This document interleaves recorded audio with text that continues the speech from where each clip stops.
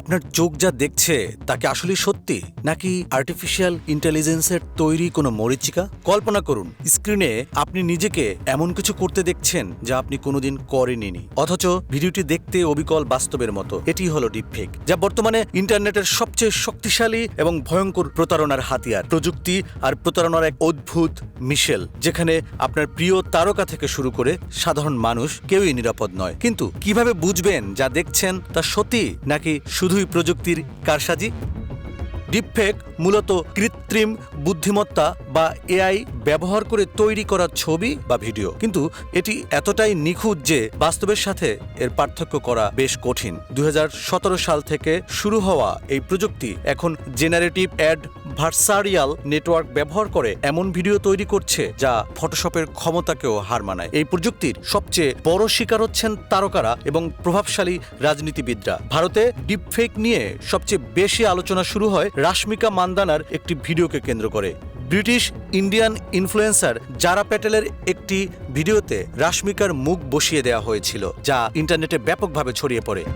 আরেকটি প্রভাববিস্তারী ডিপফেকের উদাহরণ হলো হলিউড তারকা টম ক্রুজ। 2021 সালে মাইলস ফিশার নামক এক টিকটকার টম ক্রুজের অবিকল কয়েকটি ডিপফেক ভিডিও তৈরি করে বিশ্বজুড়ে শোরগোল ফেলে দেন। ভিডিওগুলো এতই নিখুঁত ছিল যে খোদ হলিউডও এটি দেখে আতঙ্কিত হয়ে পড়েছিল। শুধু কি রাশমিকা মান্দানা কিংবা টম ক্রুজ, বাদ যায়নি টেইলর সুইফটও। 2024 সালের শুরুর দিকে মার্কিন এই পপ তারকার বেশ কিছু ডিপফেক করা অশ্লীল ছবি এক্স এবং টেলিগ্রামে ভাইরাল হয়। এর ফলে হোয়াইট হাউস পর্যন্ত এ বিষয়ে উদ্বেগ প্রকাশ করে এবং নতুন আইন প্রণয়নের কথা ওঠে। এখন প্রশ্ন হলো, আপনি এই ডিপফেক কিভাবে এড়াবেন কিংবা কিভাবে চিনবেন?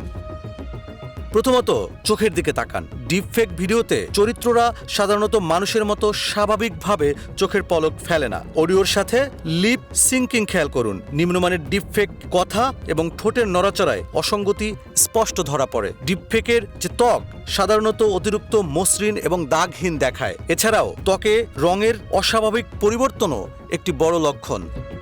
চুল এবং দাঁতের নিখুঁত গঠন এআইয়ের জন্য রেন্ডার করা বেশ কঠিন। লক্ষ্য করলে দেখবেন এসব ক্ষেত্রে ভিডিও কিছুটা ঝাপসা বা অস্বাভাবিক লাগে। যদি ভিডিওর চরিত্র গয়না পরে থাকে তবে আলোর প্রতিফলনে অস্বাভাবিকতা থাকতে পারে।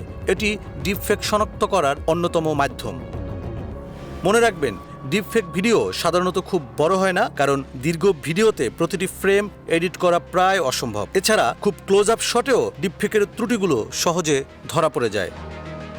প্রযুক্তি আমাদের জীবনকে সহজ করে দিয়েছে, কিন্তু এর অপব্যবহার হতে পারে ভয়াবহ। তাই ইন্টারনেটে কোনো সেনসেশনাল ভিডিও দেখলেই বিশ্বাস করবেন না। যাচাই করুন, জানুন, সতর্ক থাকুন। আপনার সচেতনতাই আপনার নিরাপত্তা। নিউজ ডেস্ক, সুখবর।